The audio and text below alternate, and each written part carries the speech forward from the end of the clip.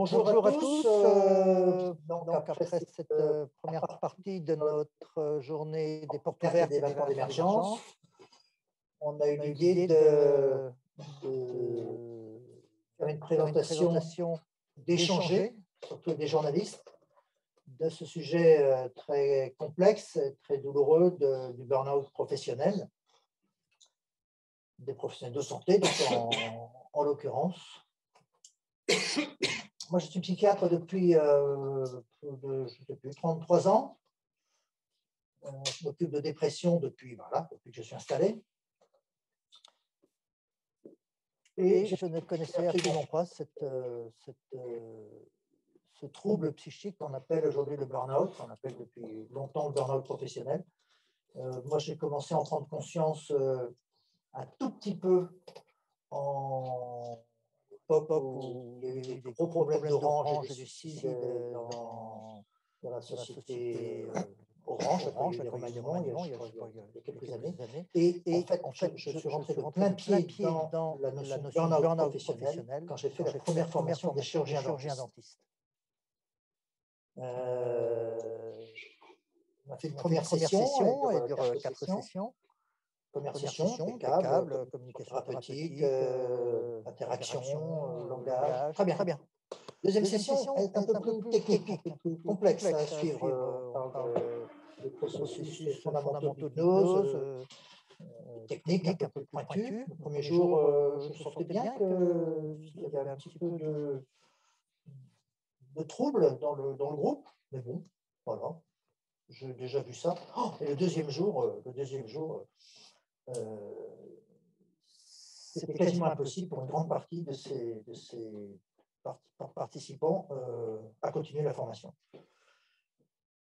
Parce que c'était difficile, parce que c'était intense, parce qu'eux-mêmes étaient en difficulté. Et j'ai découvert là un groupe avec, je ne sais pas combien ils étaient, 25 ou 30, avec une bonne moitié des gens qui parlaient de souffrance au travail.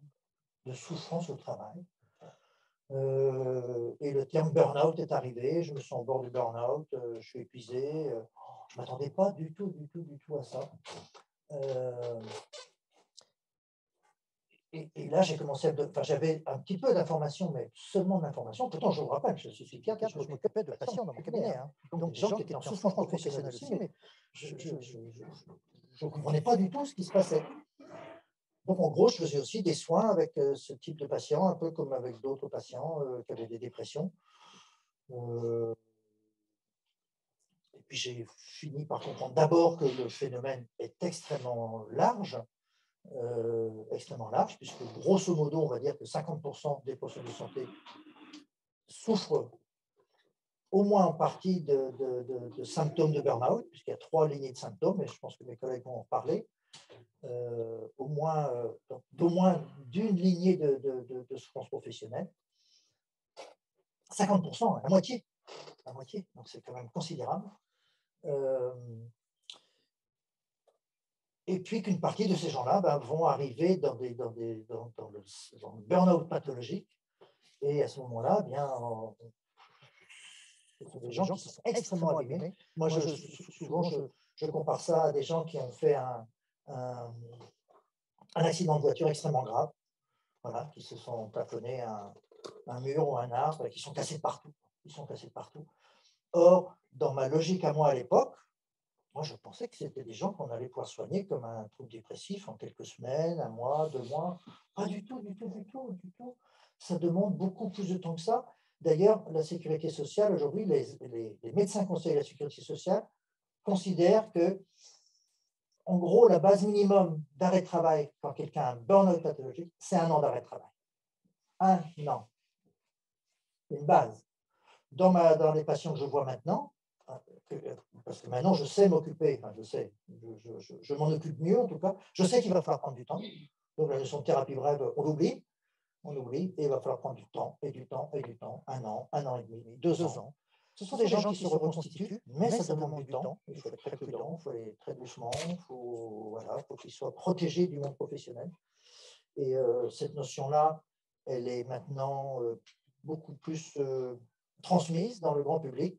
D'ailleurs, je trouve aussi trop transmise, parce que maintenant, les gens, dès qu'ils sont en difficulté, ils disent: «Je suis en burn-out». Bon, heureusement, la plupart des gens n'ont pas ces burn-out pathologiques, parce que s'ils se font soigner, et s'ils viennent se soigner, ou s'ils mettent en place des procédures d'amélioration, on va en parler certainement, eh bien, on se retrouve avec des soins plus ordinaires, quoi. Si on franchit une limite, c'est l'accident et la catastrophe. Donc, vraiment, le travail, c'est de travailler bien en amont de ces burn-out pathologiques. Donc, c'est s'occuper des gens dès qu'ils commencent à avoir des difficultés. C'est faire de la prévention, c'est faire de l'éducation, c'est faire de l'enseignement, de la formation, enfin, pas tout ce qu'on sait faire ici, en tant qu'institution de formation, mais surtout en tant que soignant. Voilà un peu les choses que j'avais envie de dire dans un premier temps. Maintenant, je passe la main à Stéphanie Delacour, psychologue. Alors, dans mon activité en libéral, je dirais que après le premier confinement, on n'a pas eu beaucoup plus je dirais, de personnes en burn-out que d'habitude. Par contre, depuis mars dernier, en tous les cas au cabinet, je constate effectivement des personnes qui arrivent vraiment dans ce processus de burn-out pathologique. Et ce qu'on peut observer, c'est que déjà, c'est comme s'ils avaient une certaine porosité dans toutes leurs limites corporelles et psychiques, c'est-à-dire que tout rentre à l'intérieur. Et que les moments où il y a cet effondrement, on pourrait dire, ça a été une toute petite chose, une remarque de trop. Hein. J'ai l'exemple d'une patiente récemment, elle disait, elle le dit, hein, elle disait je vais tenir, ça va aller, ça va aller. Et puis elle arrive au bureau, voilà, avec ses collègues, une toute petite remarque, elle s'effondre en larmes et elle repart chez elle. Voilà, donc il y a comme une instabilité, on pourrait dire, ils n'arrivent plus à avoir les pieds sur le sol. Mais par contre, dans le burn-out, ce qu'il y a, c'est que quand ils sont chez eux, ils vont quand même plutôt bien. C'est vraiment dans le contexte du travail qu'il y a comme pas une dépersonnalisation, mais quelque chose comme ce que je fais sert à rien. J'ai plus d'intérêt. Moi, je voulais aider les gens, j'y arrive plus. Il n'y a plus de sens. Il n'y a plus de sens. Donc, il y a un épuisement corporel, un épuisement psychique, et c'est pour ça que quand ils ont franchi la limite, ça demande beaucoup de temps pour qu'ils récupèrent. Et puis, en plus, s'ajoute souvent pour ces personnes-là de la culpabilité d'être en arrêt. Comment vont faire mes collègues? Je les lâche, je les abandonne. Donc, ils sont en arrêt, ils tentent de se remettre, ils viennent au cabinet pour travailler, et puis à la fois, il y a cette culpabilité-là qui vient aussi pomper beaucoup, beaucoup d'énergie. Et donc là, moi, c'est vraiment depuis mars que je constate une augmentation de burn-out pathologique. Donc, le premier niveau de travail, c'est de les rassurer en les remettant dans de leurs limites corporelles, en réinstaurant une certaine sécurité dans le corps et dans leur tête. Et puis après, de travailler pour qu'ils puissent, eux, avancer et puis voir ce qu'ils vont faire. Est-ce qu'ils vont pouvoir retourner au travail? Il y en a qui changent de travail, il y en a qui changent complètement de métier. Bon. Mais il faut les rassurer, il est nécessaire de les rassurer sur le fait que ça va demander du temps. Voilà ce que je pourrais en dire.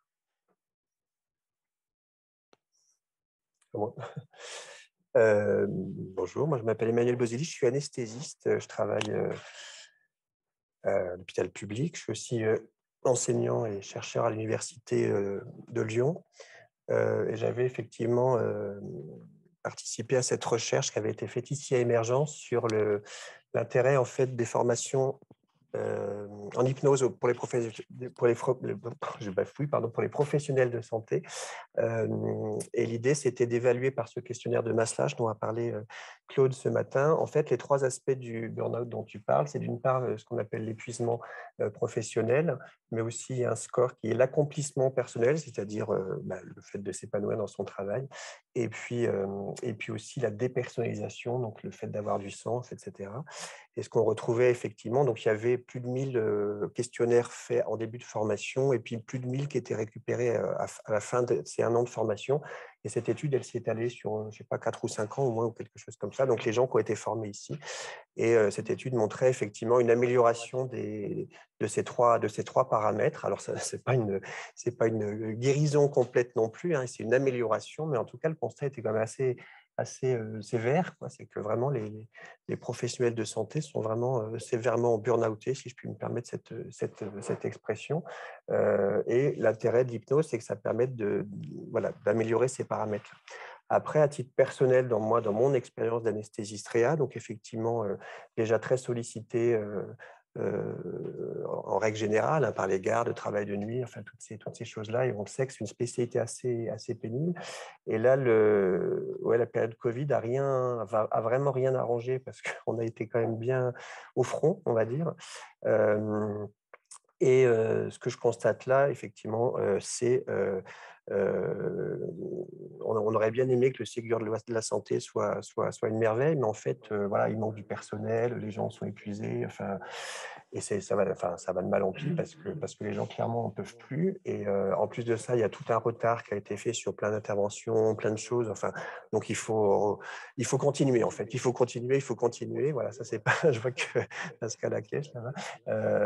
On n'a pas eu de pause entre guillemets, et je pense que les conséquences, ouais, on va voir ce qui va se passer, mais je pense qu'on n'a pas fini de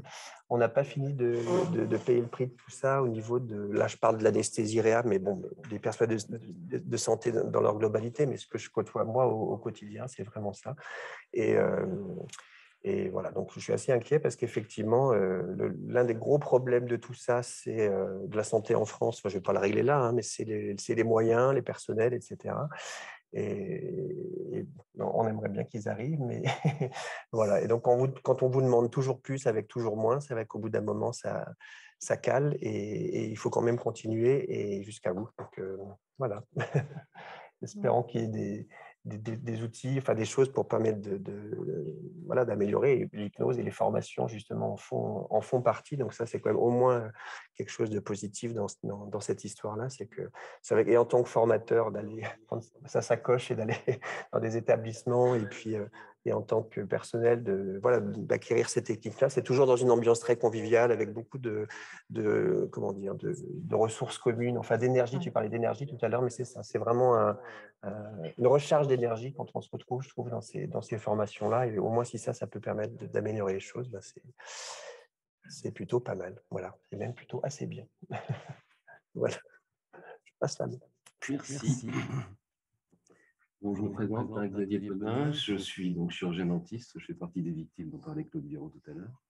Je connais bien le problème du burn-out. Je crois que notre profession, on se bat avec les anesthésistes pour savoir laquelle est la plus soumise au burn-out. C'est vrai que c'est assez difficile.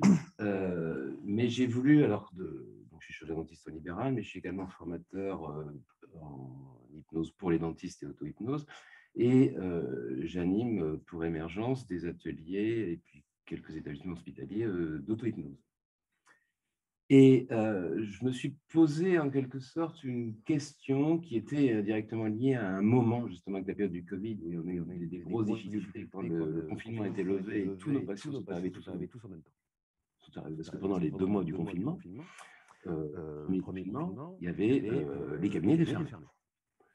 Donc on a accumulé des urgences qu'on devait résorber finalement en une semaine. C'était à peu près le défi. Et à un moment, j'étais moi-même en difficulté et j'ai réalisé quelque chose qui était assez intéressant parce qu'on m'a posé une question. On m'a dit, mais toi, qui fais des formations en auto-hypnose, pourquoi est-ce que tu n'arrives pas à faire des exercices pour réussir à améliorer ta situation? Et je lui dis ça, c'est quand même quelque chose qui est un peu surprenant. Et en analysant ça justement avec ma vision de formateur, je me suis dit, je crois que j'ai compris ce jour-là comment pour moi fonctionnait l'hypnose et l'auto-hypnose. C'est une histoire de lien. C'est une histoire de lien parce qu'on est tous dans un réseau. On a nos amis, notre famille, nos patients, nos collègues. Et pour que les choses fonctionnent, pour que l'énergie circule, je dirais, il faut que tous ces liens soient en harmonie. On sait très bien que le lien professionnel est quelque chose de très important. La place du travail dans la représentation sociale est quelque chose de fondamental. Et lorsqu'on se retrouve en situation de burn-out, finalement, qu'est-ce qui se passe? Le lien qu'on avait au départ avec le travail est en train de se rompre. Tout doucement, comme tu disais. Et c'est là qu'apparaît la difficulté, parce qu'il y a la fatigue, mais où on réalise vraiment qu'il y a une perte de lien, parce qu'il y a le lien avec les patients, puisqu'un des éléments importants, même si ça peut choquer les non-professionnels de santé du burn-out, c'est la dépersonnalisation du patient. Tout d'un coup, le patient n'a plus l'importance qu'il avait, parce qu'au départ, pour lui, c'était une vocation de sauver des gens. Et puis, le deuxième chose, donc ça c'est un premier lien qui se perd, le deuxième lien qui se perd, c'est la dévalorisation qu'on a de nous-mêmes. Et là, donc, on perd le lien avec nous-mêmes. Et c'est là que l'auto-hypnose est quelque chose d'absolument fondamental, parce que qu'est-ce que va faire l'auto-hypnose? C'est en activant nos ressources inconscientes, en activant notre, tout ce qui fait ce qu'on est, eh bien, on va essayer de retrouver des connexions avec soi. Il y a un mot qu'on utilise beaucoup en hypnose, que souvent on emploie à partir du 4e jour de formation, je suis un petit peu rapide, c'est le terme de dissociation. Et bien, qu'est-ce que c'est que pour moi une dissociation? C'est une perte de lien. Et c'est là justement que c'est assez important pour moi, parce que ce lien est devenu quelque chose de fondamental. Je me suis rendu compte que la plupart des patients qu'on va y arriver dans les cabinets dentaires étaient des patients qui étaient déjà en état d'hypnose, qui étaient dissociés. Donc finalement, quand on apprend aux chirurgiens dentistes, que ce soit à un niveau initial ou un petit peu plus tard, à faire de l'hypnose, en réalité, la première chose qu'il faut leur apprendre, c'est faire de l'anti-hypnose. Apprendre aux praticiens à montrer à leurs patients comment ne plus être hypnotisés par leur peur, ou quand ils ont des douleurs, par leur douleur. Et donc, c'est là que le praticien d'hypnose correctement formé en tant que praticien, en tant que personnel médical, ou l'intérêt médical, va avoir un rôle important. Ça va être celui de l'intermédiaire, c'est valable pour le formateur en auto-hypnose, qui va permettre à la personne qui est en souffrance, à la personne qui est dans le burn-out, de retrouver du lien d'abord avec le thérapeute, qu'on appelle le lien thérapeutique, et ensuite, tout doucement, par les exercices, de retrouver du lien avec lui-même. Et c'est la raison pour laquelle, d'ailleurs, si j'ai bien compris, dans les formations qui sont spécifiques au burn-out et qui sont organisées par Émergence, il y a énormément d'exercices d'auto-hypnose. Parce que c'est le but, c'est ça. Donc finalement, ma vision du burn-out et de la façon de l'aborder qui permet de résoudre les difficultés, c'est vraiment d'abord le lien thérapeutique qui est un élément fondamental pour moi pour pouvoir aborder l'auto-hypnose. Il y a une sorte d'ancrage qui se fait dans la mémoire du patient. C'est-à-dire que les exercices d'auto-hypnose qui ont été initiés avec le praticien, avec le soignant, avec le personnel, la personne qui connaît, qui lui explique, est quelque chose qu'il va pouvoir reproduire après. Et ensuite, faire les exercices d'auto-hypnose. Donc c'est un petit peu comme ça que je vois les choses. Mais il est certain qu'à partir du moment où on a perdu le lien, mais comme le disaient tout à l'heure mes collègues, parce que vous avez dit la même chose tous les deux, c'est le lien, il se distend doucement. Et ce qui est important, c'est d'arriver à commencer à faire ces exercices-là avant qu'ils soient rompus. Parce que quand il va être rompu, là, ça sera un an. Et donc, une fois qu'on a compris comment ça fonctionnait, commencer les choses avant que ce soit trop tard. Mais je dirais que là, c'est tout simplement une politique générale de la santé, la prévention et toujours la prévention. Très bien, j'ai enlevé mon micro. Je disais 2-3 choses avec 2-3 idées qui me viennent comme ça. J'aime beaucoup ton idée de lien, c'est pas quelque chose que ça fait pas partie de mon discours, mais j'aime beaucoup comment tu décris les choses, l'auto-hypnose pour retrouver du lien avec soi-même. Parce qu'effectivement, les gens qui s'engagent, qui se retrouvent engagés, en général, ce sont des gens qui travaillent très bien. Hein. Ce sont les meilleurs éléments dans les établissements de santé qui sont les plus en difficulté, hein, parce que ce sont des gens qui donnent encore, puis qui donnent encore un petit peu plus, puis encore un petit peu quand même, et encore un petit peu, voilà. Et ce fil risque de se rompre. Il y a un facteur qui revient très souvent, c'est la notion de reconnaissance. On a entendu, et on entend encore, et on l'entendra encore malheureusement demain, les professionnels de santé disent on n'est pas reconnu.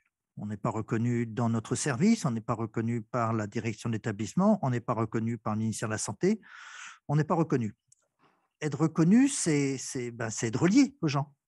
Je te reconnais, donc je te connais, je te reconnais, donc on se connaît, quoi. Donc il y a du lien. Voilà. Si je ne suis pas reconnu, il n'y a plus de lien. Il n'y a plus de lien. Et ce qui a fait beaucoup de bien aux professionnels de santé pendant le premier confinement, c'était cette reconnaissance de la population avec les Tout le monde applaudissait à la fenêtre, là, tous les soirs. Ça a fait beaucoup de bien, parce que ça fait du lien. Mais bon, ce lien-là, de nouveau, il s'est distendu. En espérant qu'il ne va pas se rompre trop souvent. Mais la reconnaissance, c'est aussi la reconnaissance de cette souffrance professionnelle. Et je vais raconter une anecdote. Il y a 2 ans de ça, on a été sollicité par un groupe de cliniques pour développer avec eux un certain nombre de formations. Et donc, on a discuté, on a eu des échanges. Et on leur a parlé de cette formation qu'on fait ici depuis des années, puis qu'on fait à Paris et ailleurs, sur la prévention du burn-out. Elle s'appelle auto-hypnose et prévention du burn-out. Ah oui, très bien, dit la dame, très bien. Ah oui, ça, ah oui, ce serait bien. Combien de temps ça dure, tout ça? Bon, bref, la technique. Ah oui, ce serait bien ça. Oui. Et puis 2-3 mois après, on rediscute et dit non, en fait, c'est impossible qu'on fasse une formation comme ça dans l'établissement, enfin, dans nos établissements. On ne peut pas mettre dans le catalogue des formations du groupe auto-hypnose et reconnaissance du burn-out. Ce serait reconnaître qu'il y a des situations de burn-out dans le groupe. Et c'est impossible. Et rajoute et dit les responsables d'établissement et les syndicats ne voudront jamais que ce soit mis comme ça. Autrement dit, il faudrait l'appeler autrement. L'appeler autrement, on est dans le déni, quoi. Le déni de la souffrance professionnelle. Donc, le déni, ça n'existe pas. Il ne faut pas en parler. Il faut faire comme si ce n'était pas vrai. Voilà ce que je voulais rajouter. Juste 2 petites remarques à ce que tu viens de dire, Claude. Premièrement, effectivement, la première vague, il y a une, comment dire, une belle communauté, on va dire, avec les patients, etc., mais aussi en termes de reconnaissance, pour une fois, l'administration hospitalière qui a vraiment donné les moyens aux soignants. En gros, débrouillez-vous, vous avez carte blanche. Bon, ça n'a pas duré très longtemps, mais ça a été vraiment un moment où on se dit, tiens, enfin, on nous donne les moyens pour travailler. Bon, ça n'a pas duré très longtemps. Et puis, deuxièmement, sur le burn-out au travail. Maintenant, on nous fait des super réunions sur la qualité de vie au travail. Donc, c'est peut-être plutôt ça qu'il faudrait mettre dans les formations. Hypnose et qualité de vie au travail. QVT, ça s'appelle. La QVT, c'est le QVT. Ouais. Alors, Philippe Oui, bonjour, Philippe Houssel. Donc, je suis médecin anesthésiste dans une structure de soins privée et formateur à émergence depuis de nombreuses années. Donc, moi, je travaille dans une structure de soins assez importante. Et en fait, ces situations de burn-out, ce sont des situations ça fait 30 ans que j'exerce, qu'on a connues depuis, qu'on voit évoluer depuis une trentaine d'années. Maintenant, les gens en parlent peut-être plus facilement, c'est plus facilement avouable et plus facilement pris en charge. Mais bon, il faut savoir qu'on a l'impression qu'il y en a de plus en plus. Mais est-ce que c'est quantifié? Ça, il y a eu des études qui ont été faites. Bon, ça montre qu'il y a plus de 60% des gens qui sont en situation de burn-out. Mais est-ce qu'il y a 30 ans, les gens n'étaient pas, si on avait fait les mêmes études, est-ce qu'on n'aurait pas trouvé les mêmes chiffres? C'est surtout ça qui est difficile à savoir. Mais pour ces situations, en fait, il y a plusieurs niveaux dans une structure de soins. Il y a surtout les structures de soins privées, comme les structures de soins publics, il y a les décisionnaires, les actionnaires ou les propriétaires. Après, il y a la direction, l'encadrement, le personnel. Et puis, à côté de ça, il y a les médecins, les intervenants, les opérateurs, qui sont indépendants, en fait, indépendants, mais liés quand même par le bon fonctionnement de l'établissement, parce que si l'établissement ne marche pas, les opérateurs ne pourront pas bien travailler également. Donc, en fait, on voit des situations qui sont complètement différentes d'un niveau à un autre. Et en fait, moi, je vois dans ma structure, on rencontre des situations de mal-être, moi, je préfère employer le terme de mal-être, à tous les niveaux, que ce soit le directeur d'établissement qui est dans une situation inconfortable parce qu'il est soumis à la pression du personnel qui lui dit nous on veut ça, et il est soumis à la pression des actionnaires qui dit non, vous ne pouvez pas donner ça parce que vous n'avez pas les moyens de donner ça. Après, le directeur il retransmet toutes ces consignes à l'encadrement, et c'est là que je reviens vers Chantal pour dire que en fait l'encadrement, a priori, c'est celui qui souffre le plus. Les gens arrêtés chez nous pour des situations de mal-être, de burn-out, quasiment tous les membres de l'encadrement étaient arrêtés à un moment ou à un autre. Alors qu'on ne trouve pas ça chez les infirmières, ou chez les aides-soignants. On en trouve qui sont arrêtés pour burn-out, mais moins proportionnellement qu'au niveau de l'encadrement. Donc, ils sont soumis, donc il y a l'encadrement qui est soumis à la pression du directeur, l'encadrement qui est entre le directeur et le personnel, et puis le personnel qui subit également toutes les consignes administratives et de la direction. Et puis, à côté de ça, il y a les intervenants, les opérateurs, les médecins, qui, eux, ont des impératifs également, parce qu'il faut bien savoir qu'un établissement de soins, ça fait pour quoi? Ça fait pour soigner les gens. C'est quand même fait pour soigner les patients. Le patient est quand même au centre du système de soins, et tous les intervenants sont là quand même pour le bien-être du patient. Et donc, les opérateurs, ils reçoivent des patients, et il faut les opérer ou pas les opérer, et il faut les prendre en charge. Et pour les prendre en charge, il leur faut du personnel, il faut du monde, il faut que les conditions d'accueil soient satisfaisantes. Et ça, ils mettent également, eux, inconsciemment, même si ce n'est pas volontaire, c'est inconsciemment, ils mettent une pression également sur l'encadrement, sur le personnel. Et tout ça arrive à une situation où tout le monde, en fait, il y a des liens malsains qui se créent entre chaque situation, entre chaque élément, quoi. Hein. Et en fait, quand je disais que les gens sont là pour soigner, hein, les infirmières, les aides-soignants, eux, ils ou elles savent, elles veulent prendre du temps avec les patients. Elles veulent prendre du temps avec les patients, communiquer avec le patient. C'est ça qui est important. Le métier, la base du métier, c'est quand même la communication avec le patient. Et on sait que c'est extrêmement important dans le processus de guérison, la communication avec le patient. Et actuellement, on a l'impression que les gens n'ont plus le temps. C'est pas qu'on a l'impression, c'est que les gens n'ont plus le temps. C'est pas une impression, hein, c'est vraiment... ça va vite, il faut que ça aille vite. On est dans une société où il faut que tout aille vite. Et dans le système de soins, c'est exactement pareil. Et du coup, on aboutit à des situations inconfortables pour les soignants, inconfortables pour les soignés. Et le résultat des courses, c'est qu'on a des gens en mal-être, en burn-out, et qui arrêtent ou qui s'arrêtent ou qui arrêtent leur profession. Et ça, c'est extrêmement dommageable. Et donc, là, avec le Covid, on a vu, à la limite, ça a permis de recréer du lien, le Covid, parce qu'il y avait moins d'activités. Il a fallu reprendre les choses en main, réorganiser les soins, faire les choses un peu différemment. Donc, chacun a mis sa pierre à l'édifice pour que les conditions d'accueil des patients soient les plus satisfaisantes possibles. Chacun a fait aussi en sorte de se protéger, les soignants. Et ça a recréé du lien dans les équipes.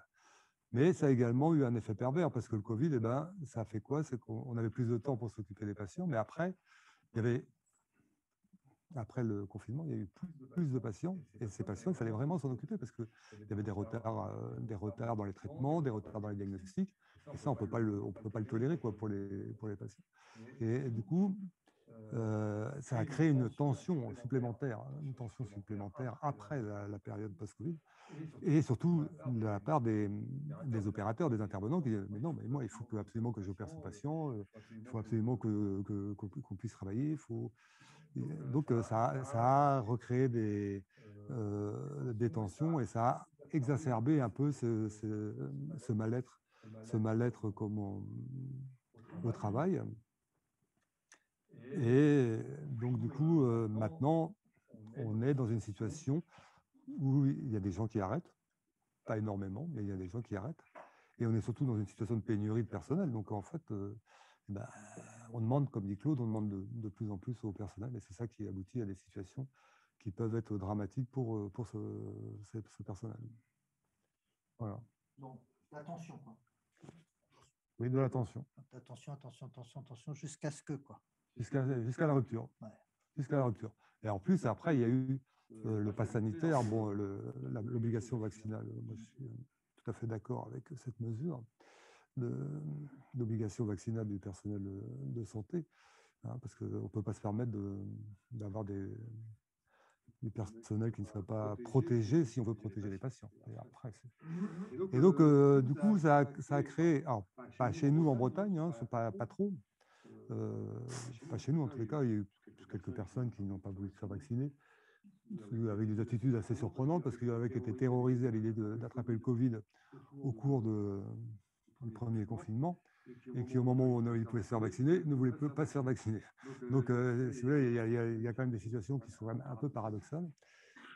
Et donc, il y a quelques personnes qui ont arrêté, liées à cette obligation vaccinale, en Bretagne, hein, chez nous. Et il y a des régions en France où c'est beaucoup plus important, et même aux Antilles, où il y a très peu de... Où il y a, je sais pas, 34%, j'ai entendu. Hein, hier, 34%. Ouais, c'est entre 30 et 40% des soignants qui sont vaccinés. Donc, on va pas licencier 70% des personnels, parce qu'on arrête tous les soins, et ceux qui restent, eux, ils sont... Alors là, eux, ils sont en arrêt dès le lendemain, quoi.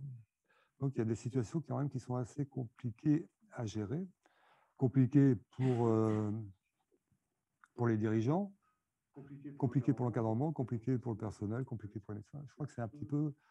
On est dans une situation où c'est complexe pour tout le monde. Alors, quelles sont les causes? Moi, je ne sais pas, je ne peux pas les analyser. Et il y a sûrement des causes économiques, par un manque on peut dire par un manque de moyens. Sûr que défaut de rémunération des établissements, je ne sais pas. Non. Oui. Bonjour, Stéphane Rodin, journaliste pour Agora. On a questionné sur la santé. Je voudrais revenir sur un point, vous avez dit, M. Vigneault, qu'il y avait trois signes, globalement, de ce qu'était le burn-out. C'est peut-être mieux comme ça.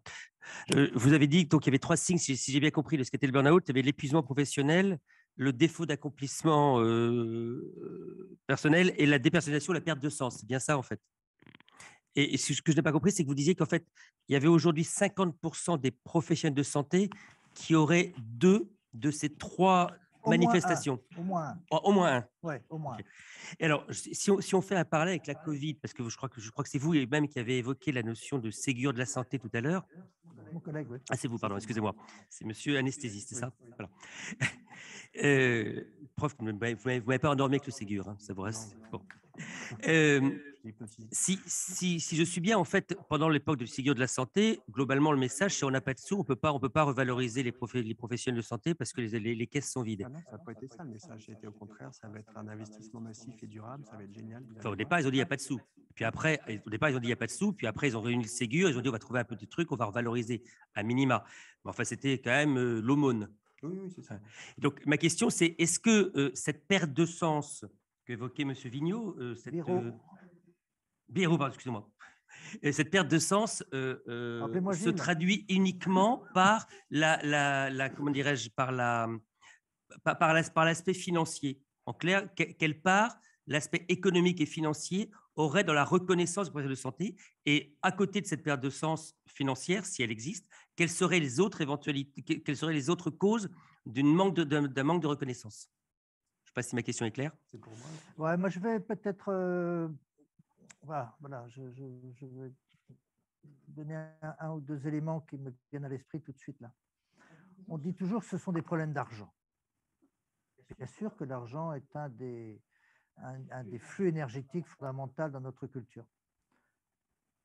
Mais quand je reçois des gens dans mon cabinet qui sont dans ces situations graves, souvent ils parlent de manque de reconnaissance. Ça, c'est vraiment quelque chose qui vient beaucoup. Ils travaillent, ils s'impliquent. Ils ne parlent pas tellement de la reconnaissance financière, individuellement. Hein. Après, collectivement, c'est une autre chose. Mais ils parlent de ce manque de reconnaissance et ce manque de qualité dans leur travail. Ils n'arrivent plus à faire du travail qualitatif. Et pourquoi ils n'arrivent plus à faire du travail qualitatif? C'est parce que, et là, Philippe, je crois que Philippe disait, c'est comme s'il n'y avait plus de temps disponible. Et en fait, je crois que sur le fond, ce n'est pas vrai. Il y a du temps disponible. Mais il est utilisé à faire des tas de choses qui ne sont pas nécessaires ou qui ne sont pas indispensables. Là, on entend ça beaucoup, par exemple, chez les médecins généralistes, qui sont pareil, pris dans la même tourmente. Hein. Les médecins généralistes, comme dans tous les professionnels de santé, font des tas de missions, font des tas de tâches. D'ailleurs, les policiers disent la même chose. Hein. S'ils passaient 90% de leur temps à s'occuper de leur mission de police, ils travailleraient mieux et puis ils seraient moins en souffrance. Je crois qu'il y a une espèce de logique qui s'est développée dans la culture occidentale et dans la culture de soins, qu'il faut faire vite, il faut aller vite, il faut soigner vite, il faut soigner tout de suite, il faut soigner rapidement. D'ailleurs, je suis un peu pris là-dedans aussi, puisque je suis devenu spécialiste des thérapies brèves. Donc, il faut que je balaye devant ma porte aussi. Avec l'idée qu'on devrait pouvoir soigner des gens en quelques séances. Et puis c'est vrai d'ailleurs, on peut aussi faire des soins brefs dans mon métier de psychiatre. Mais des fois, il faut prendre du temps aussi. Donc, il ne faut pas penser non plus que tout va pouvoir se faire vite. Or, dans les structures, les protocoles de soins, le nombre de patients que chaque thérapeute doit avoir, ben voilà, tout est normalisé. Donc, il faut aller vite, vite, vite. Il faut aller vite et il faut faire comme si on n'avait jamais de temps avec personne. Et du coup, la qualité des soins, parce que quand les gens s'engagent pour devenir professionnels de santé, c'est pour soigner, mais pour soigner bien aussi, pour s'occuper des gens. Et s'occuper des gens, ben, c'est s'asseoir à côté d'eux, parler avec eux, c'est leur prendre la main, c'est les écouter. Et ça fait beaucoup, beaucoup du soin, ça. Et ça permet que les soins soient de bonne qualité, soient efficaces. Et ça, on a oublié. Ça, c'est perdu. Ça, on a perdu ça quelque part sur la route de l'évolution d'un métier. On est rentré dans une médecine technicienne, technologique, matérielle, et on a oublié l'importance fondamentale du soin de l'humain, du lien. Voilà, du lien. On va revenir au lien, on va peut-être tourner autour du lien aujourd'hui. Pardon, je reprends la parole, mais si j'ai bien compris ce que vous dites, en fait, c'est plus un problème de rentabilité que de monétarisation. Et donc, si je devais traduire ça avec des termes, des acronymes assez insupportables, ce serait finalement la T2A, la tarification à l'activité, qui symboliserait cette problématique-là. En fait, il faut être rentable, il faut que le service hospitalier soit rentable et soit géré comme une entreprise. Et en fait, ce que vous êtes en train de nous dire, c'est que le soin, ce n'est pas une entreprise. Et donc, forcément, cette logique entrepreneuriale vient polluer la notion de soin. C'est bien ça? Alors, il y a ça, absolument, ça c'est vrai. Mais c'est vrai aussi dans des cabinets libéraux. Donc là, il n'y a pas de logique entrepreneuriale, il n'y a pas toute une hiérarchie de soins. Enfin, une hiérarchie il y a une hiérarchie de décision, si on veut. Mais il y a aussi toute une espèce de logique et de contraintes, de protocoles administratifs qui sont à respecter, qui sont à valider et qui prennent beaucoup de temps et qui prennent beaucoup d'énergie. Parce qu'en fait, les professionnels de santé, les gens qui s'engagent, qui vont vers les professionnels de santé, c'est des gens qui ne sont pas intéressés par ça, qui ne sont pas compétents là-dedans. Ceux qui sont compétents là-dedans font des études en économie, des études comptables, des études de... Ils ne font pas des études de santé. Les gens qui font des études de santé, c'est des gens qui veulent pouvoir être avec des gens, s'occuper des gens. L'école de Rennes, l'école des hautes études en public, Absolument. Mais tiens, on était avec Philippe Hussel là, il y a quelques mois. Mais vous avez raison. Il y a quelques mois, il y avait une journée à l'école des hautes études en santé publique. Et il y a eu un débat à la fin entre des directeurs d'hôpitaux, les directeurs de l'école, tout ça. Il y a deux types de directeurs d'hôpitaux. En fait, il y a 30 ans, les directeurs d'hôpitaux étaient très souvent des soignants. Aujourd'hui, ils sont quasiment tous des administratifs. C'est-à-dire des gens qui n'ont jamais vu un patient de leur vie. Qui ne savent pas ce que c'est. Si, bien sûr, quand leur mère ou quand leur enfant ne va pas bien.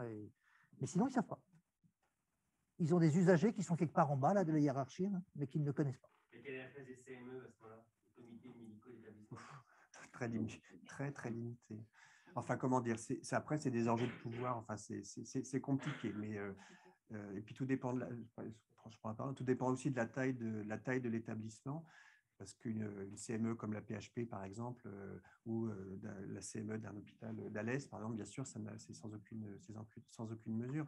Mais c'est vrai que la part administrative dans la décision est extrêmement importante, puisque de toute façon, arrive un moment où il faut bien ouvrir ou fermer les cordons de la bourse, et en général, c'est plutôt les fermer.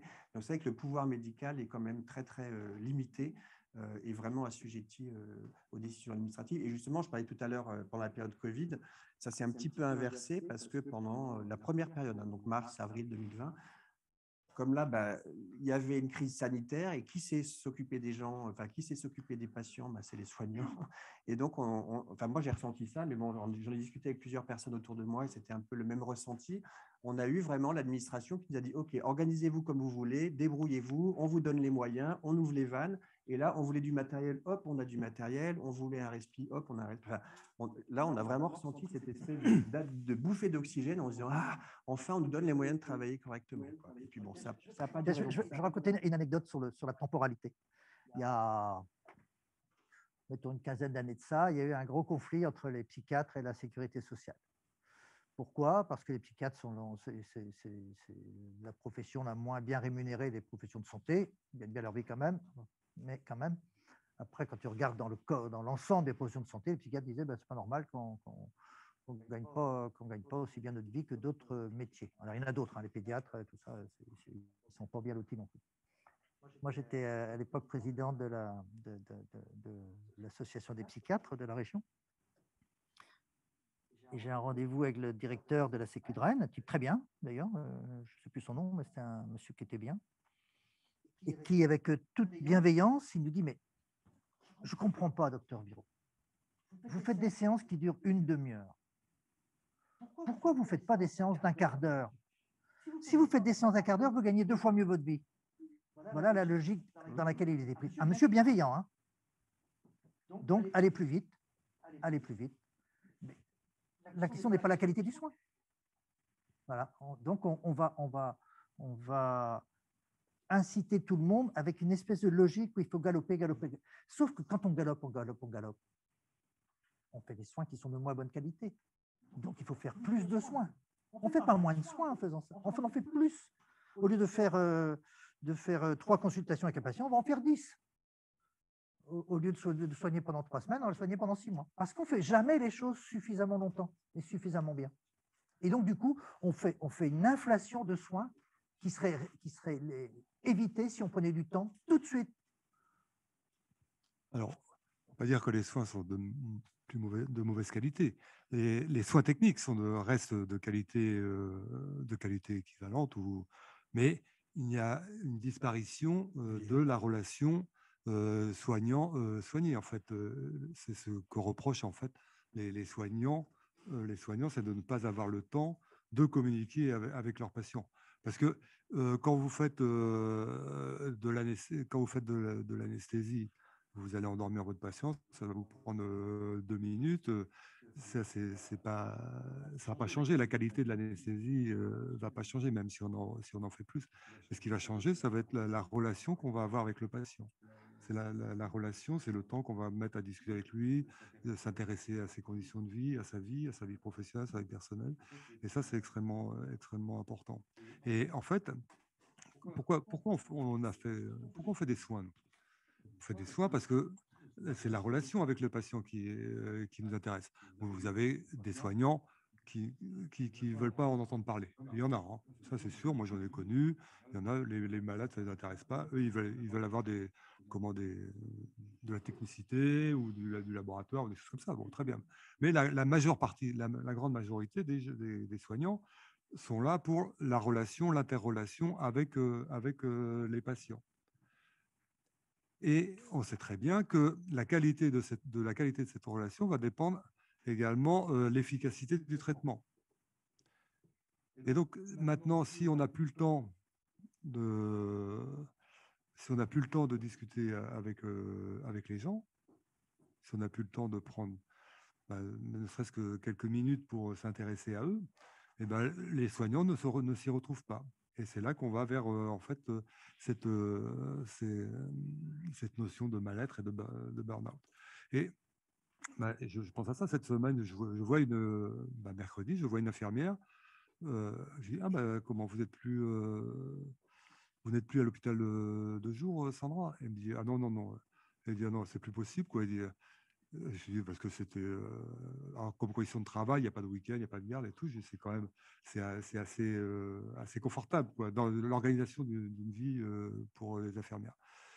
Elle me dit, ouais, non, mais c'est pas possible, quoi. Il dit, parce que il faut aller à une vitesse, à une vitesse pas possible, quoi. Et on nous demande, ça accélère, qu'on on est minuté pour faire l'accueil du patient. Donc ça reste que des questions techniques, que des questions obligatoires, que ce qui est obligatoire pour la sécurité, mais vraiment la sécurité de base du patient. Mais ils n'ont plus le temps. Alors, la notion du temps, c'est extrêmement compliqué, hein, parce qu'en quelques secondes, on peut établir une relation très forte avec un patient, et puis parfois, il faut beaucoup plus de temps que ça. Et ça va dépendre du soignant et du soigné. Le temps, c'est de l'argent. Sandro, tu as une question? Est-ce que je peux reposer une question ou... Oui. Juste la dernière. Mais vu qu'il y a 3 médecins à la tribune sur 5 personnes là, pardon pour les dentistes, je sais que c'est aussi mal là. Vu qu'il y a 3 médecins, est-ce que ce ne sont pas les médecins qui sont responsables de cet état de fait, avec une approche médico-centrée finalement de la médecine? Je peux me permettre, alors le dentiste va vous répondre, une question posée au médecin, parce que justement, c'est un problème de temporalité. Imaginez, vous êtes déjà allé chez le dentiste. Le dentiste va vous consacrer une demi-heure. La qualité du soin, on a dit, était quelque chose d'absolument intangible aujourd'hui. Il n'y a pas un praticien qui va vous dire, bah, finalement, j'ai des contraintes économiques, donc je vais vous soigner moins bien. Est-ce que vous êtes d'accord? Non. Donc, vous avez tout d'un coup, pour des raisons souvent administratives, on va vous dire, alors, votre séance chez le dentiste, je ne sais pas si vous avez peur ou pas, mais il y a beaucoup de gens qui viennent chez le dentiste en étant très stressés.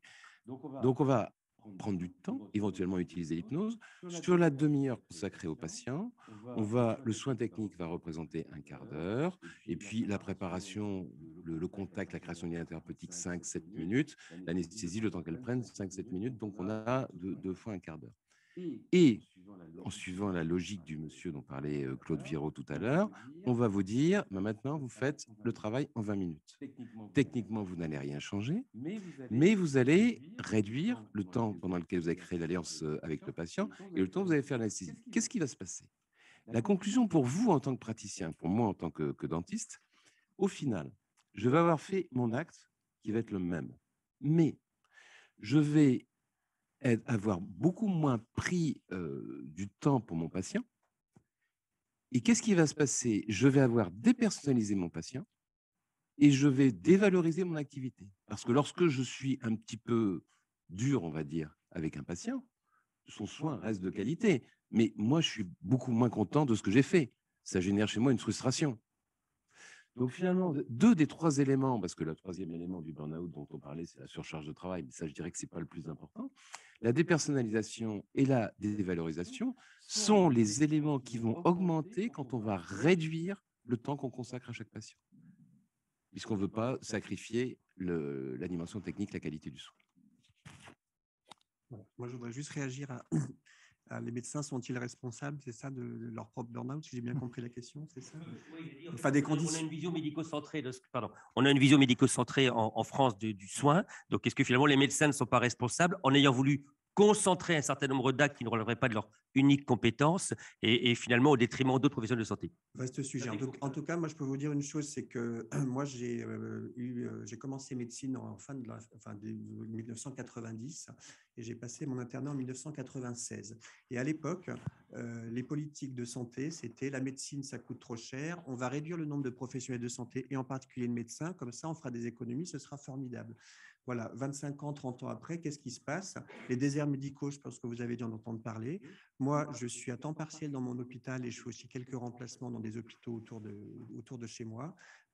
Eh bien, heureusement qu'il y a la Roumanie et heureusement qu'il y a le Maghreb pour fournir en médecins les hôpitaux français, parce que sinon, peut-être qu'on aura des Afghans bientôt, je ne sais pas. Mais voilà, donc honnêtement, les conditions... Moi, je ne suis pas responsable d'une numerus clausus il y a 25 ans. En revanche, j'en subis les conséquences maintenant et je peux vous dire que les spécialités telles que l'anesthésie-réanimation avec des gardes, des week-ends, etc. Moi, ça fait 30 ans que je fais des gardes. Voilà, donc on vous dit, allez, encore un effort.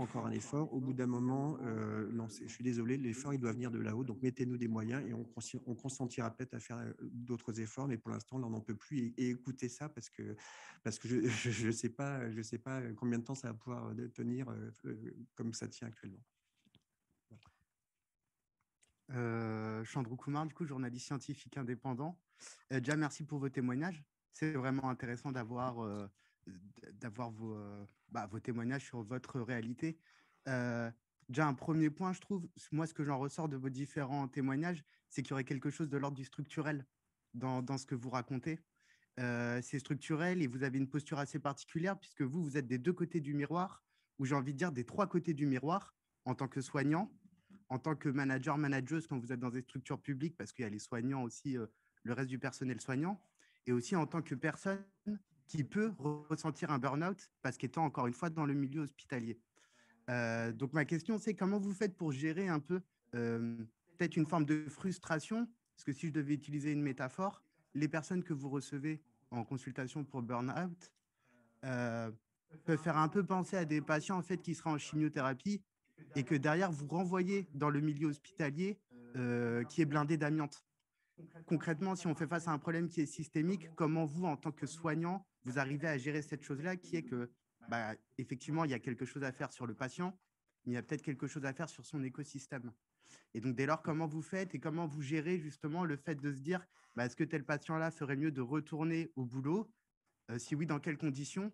Et est-ce que, dernière question, est-ce que vous ne devriez pas pouvoir peut-être prescrire un changement de conditions de travail plutôt qu'un changement de travail, de façon à faciliter justement la réintégration du personnel? C'est une très très bonne question. C'est un des points complexes. Je pense que Stéphanie complétera ce que je vais dire là. Les statistiques sont un peu variables comme toujours, mais en gros, pour 100 personnes qui font un burn-out pathologique, donc qui ont le fil à casser là, 20% va reprendre son poste antérieur. 20%. Donc 80% ne reverront jamais leur poste antérieur. C'est impossible pour eux. Je veux dire, en gros, 20% vont travailler dans un poste similaire dans le même établissement. 20% vont faire un nouveau poste dans le même établissement. Ils vont changer de métier dans l'établissement. Ils vont aller travailler dans les services techniques, ils ne pourront plus être au contact des patients. Les autres quittent l'hôpital. À peu près 20% vont quitter l'hôpital, vont faire un tout autre métier, vont disparaître. Et 20% ne reprendront jamais une activité professionnelle. Bon. Alors, aménager les conditions de travail. Donc, je suis psychiatre, je répète, libéral. Qu'est-ce que je peux faire, moi? Donc, je peux m'adresser à mon patient, je peux m'adresser à son environnement familial, si c'est le cas, et en discuter. Qui, eux, peuvent aller voir ou je peux en parler aux médecins généralistes. Ce sont mes interlocuteurs classiques. Je peux, le cas échéant, en parler au médecin du travail, qui, lui, va pouvoir remonter la direction ou vers les cadres. Ce que je fais. Mais le médecin du travail va me dire « Qu'est-ce que vous voulez, docteur Viraud, on ne peut rien, il n'y a pas de poste, il n'y a pas de possibilité. Et puis si jamais cette personne-là, on lui donne ce poste-là, les autres ne vont pas être d'accord. Ça va poser des problèmes. » Bah oui, mais bon, elle revient au boulot, et gna gna gna, est-ce qu'on peut aménager un peu? Oui, on va pouvoir aménager 2-3 mois, puis après, ce sera plus possible, quoi. Donc, il y a aussi une espèce de contrainte à l'intérieur des établissements qui vient de l'écosystème de l'établissement. Et donc, ce n'est pas facile à changer. Et pourtant, je devrais dire, et je crois que la plupart des établissements ne prennent pas conscience de l'aspect dramatique de la situation quand quelqu'un a un burn-out pathologique. Ils vont traiter ça comme si c'était une pathologie ordinaire. Ils ne comprennent pas que c'est une pathologie du travail. Pathologie du travail, c'est-à-dire que ce sont des gens qui sont fragilisés dans le milieu professionnel, et si on veut les garder comme des soignants qui vont rester des soignants d'excellente qualité, il faut faire attention à eux. Non, on va très vite oublier, et on va les secouer et les brutaliser éventuellement, comme les autres. Et ce sont des gens qui vont faire des rechutes, et puis qui vont disparaître, qui vont partir, quoi. Donc, il y a effectivement un travail à faire au niveau de l'écosystème. Alors ça, c'est certainement quelque chose à faire entre les médecins qui s'occupent des patients, donc moi ou les généralistes, les médecins du travail et les directions d'établissement. Ce n'est pas encore en place, hein. Mais il y a des idées quand même là-dessus.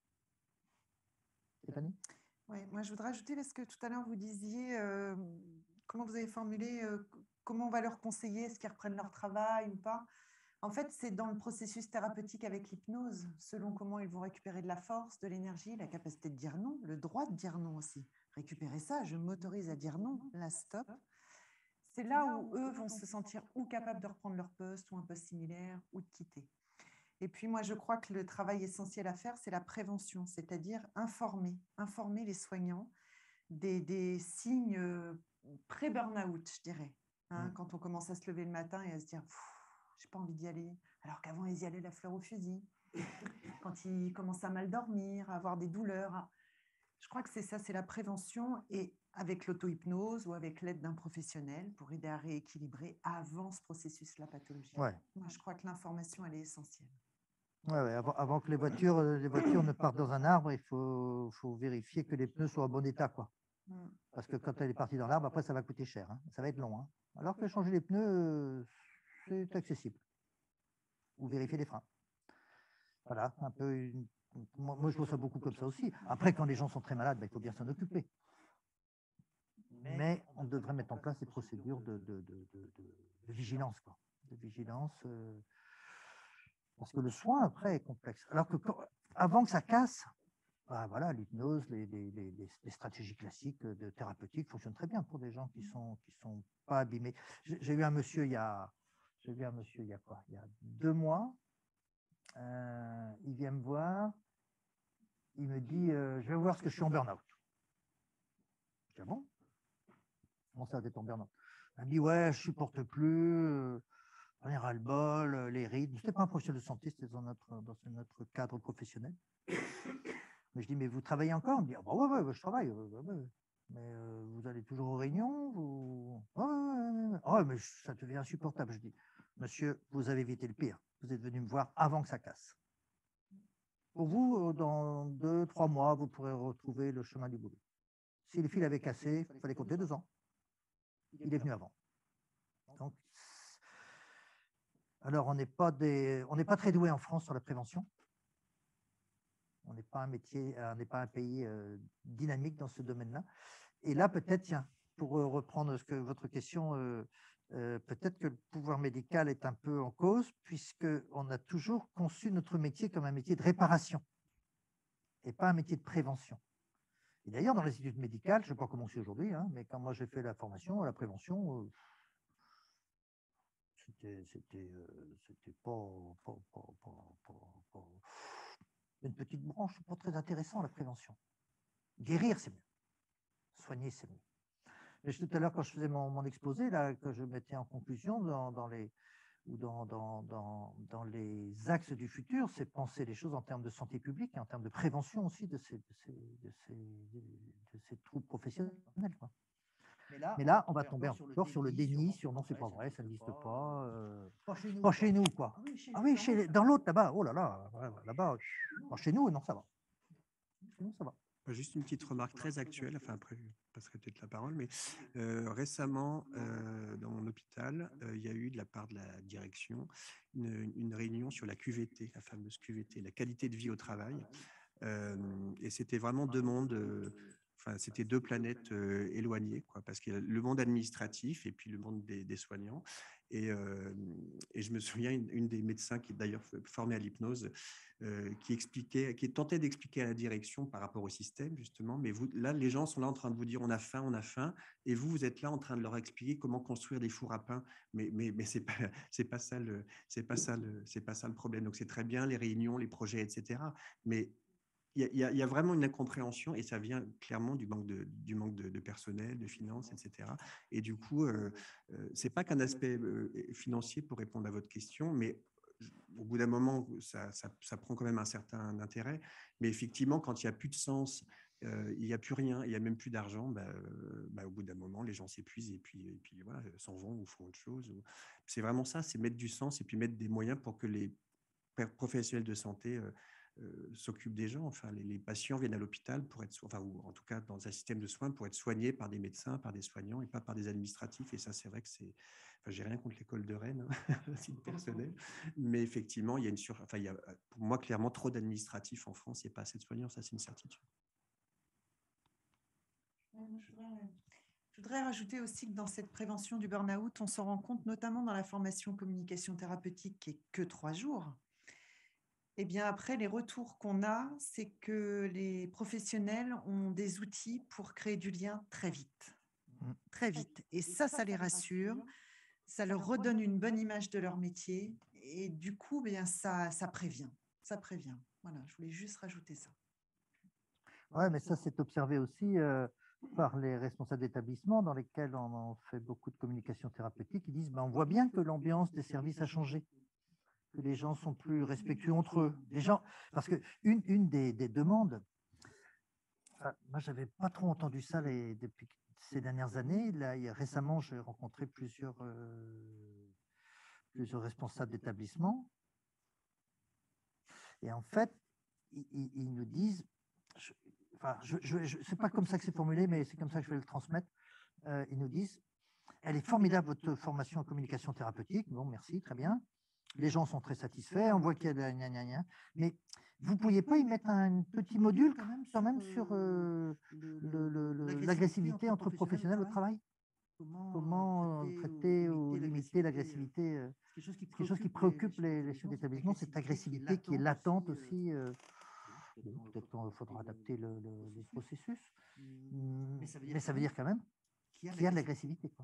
S'il y a de l'agressivité, il y a peut-être du pré-burnout. Ouais. Sandro, c'est bon?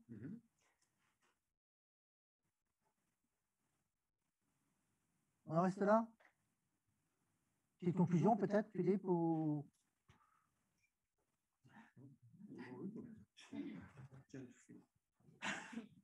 Alors, pour conclure, je ne sais pas, mais il est important de parler aussi, on parle toujours de conditions déplorables, mais on parle maintenant, on commence à parler de qualité de vie, qualité au travail.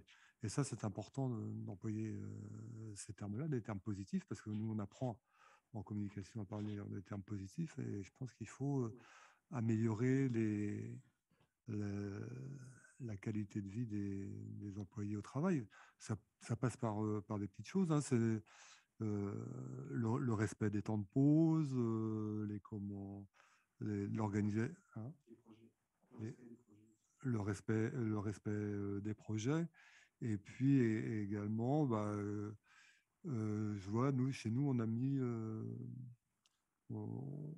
en place des séances d'ostéopathie pour le personnel, pour amener une détente physique, mais ça n'a pas été mis en place par la direction.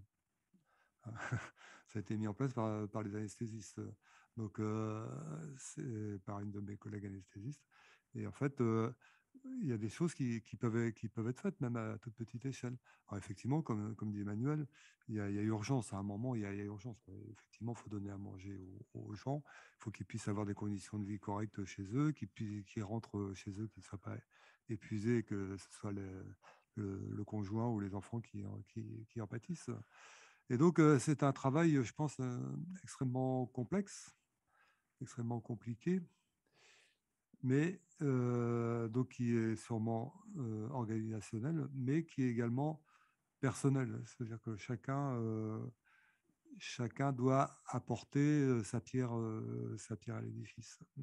C'est-à-dire que chacun dans les relations humaines, interprofessionnelles ou avec les patients, doit améliorer la qualité, si c'est possible, améliorer la qualité de ces relations. Et je pense que, et surtout avoir une certaine souplesse vis-à-vis des gens, quoi. C'est pas ne pas se braquer, ne pas être quand même un peu souple. Mais ça, c'est difficile. Mais je pense que toutes ces formations qui peuvent être dispensées dans les différents établissements de communication, d'hypnose, et surtout les formations à l'auto-hypnose participent grandement justement à l'acquisition de cette souplesse et nous permettent d'aller vers une amélioration de la qualité des soins et des relations. Voilà, merci Philippe, et puis merci à tous pour cet échange. Voilà, qui touche un sujet complexe et dont on craint, alors on verra si l'avenir,